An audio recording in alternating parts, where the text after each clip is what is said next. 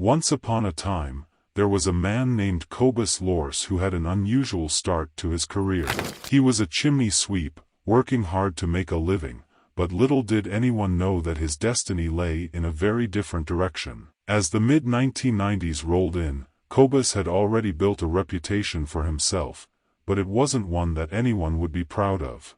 He had become the leader of one of the largest drug gangs in the country, dealing in cocaine and hashish with some of the biggest names in the underworld. But that was just the tip of the iceberg.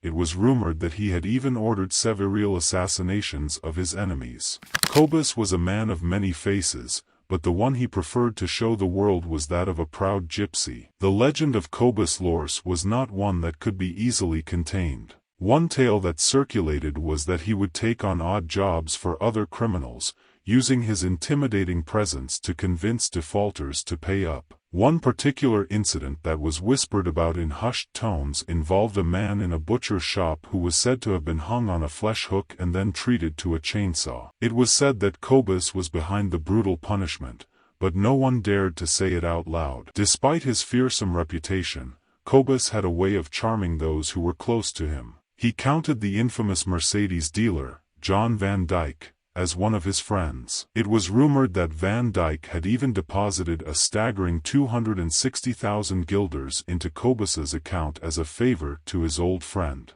Kobus was not one to take favors lightly. He had helped Van Dyke out in the past, converting 1,000 cars for him and retrieving 500 from people who had failed to pay. In exchange, he would take the cars for the purchase price, sometimes taking vehicles worth over 500,000 guilders without batting an eye. But it wasn't just Van Dyke who was indebted to Kobus. He had a way of getting what he wanted from people, often through less than legal means. According to a former chief of detectives, Kobus would invest in poorly performing companies and then force those he helped to do drug transports for him. The top consultations always took place in Van Dyke's garage, where the most notorious criminals would gather, including Johan V., known as the Hackelaar, and Klaus Bruinsma. But even amongst these hardened criminals, Kobus stood out as a true force to be reckoned with. Justice had been tracking him since the 1980s, linking him to worldwide drug transports and accusing him of laundering his profits through various private companies. Despite their suspicions, the police had only managed to convict him on one charge: 357 kilos of cocaine found on a wood transport from Suriname in 1991. Even then, Kobus had good contacts with the government in Suriname and had insisted that he was only trading in wood. The verdict was harsh: 12 years in prison and a fine of 1 million guilders.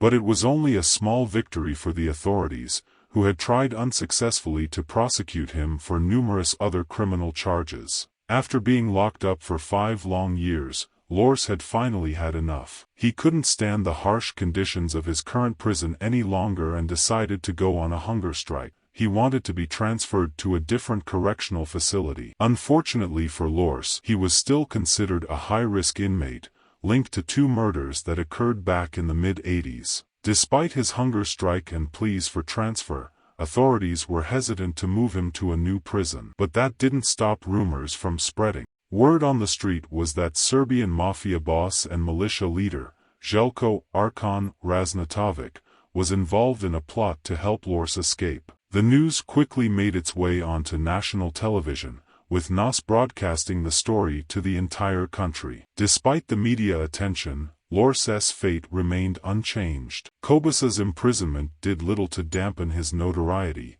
and even behind bars, he continued to wield his power and influence. But it was his treatment in the EBI in Voot that made headlines. Daily visitations, constant surveillance, and harsh conditions had taken their toll on Kobus, and he decided to take his case to the European Court in Strasbourg. His lawsuit against the Dutch government alleged inhumane treatment, and the court ultimately ruled in his favor. Finally, in 2003, Lorse was released early from prison. In the night of 25 July 2014, Kobus' son-in-law John Wassink was killed in his trailer.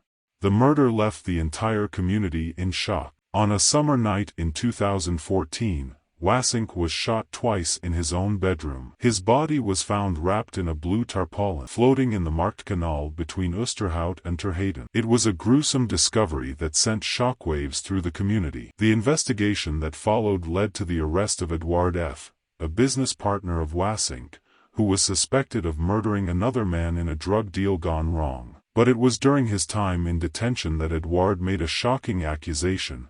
He claimed that Kobus Lorse was responsible for Wassink's murder. The accusation sparked uproar within the family, and Lorse quickly became the prime suspect. He had been one of the last people to see Wassink alive, and there were traces of his DNA found on the murder weapon, the mattress where Wassink was shot, and even on a balaclava. Despite his protests of innocence, Lorse was found guilty of manslaughter and sentenced to 12 years in prison. However, due to his deteriorating health, he was allowed to spend his final days at home. Ladies and gentlemen, that was the story of Kobus Lorse, a notorious Dutch criminal and drug trafficker who spent most of his life in and out of prison. His criminal empire spanned decades and his ruthlessness knew no bounds. He was known for his involvement in several high-profile crimes, including the murders of 2 men in the 80s and the killing of his own son-in-law in 2014. Thank you for watching, and don't forget to like and subscribe for more true crime stories.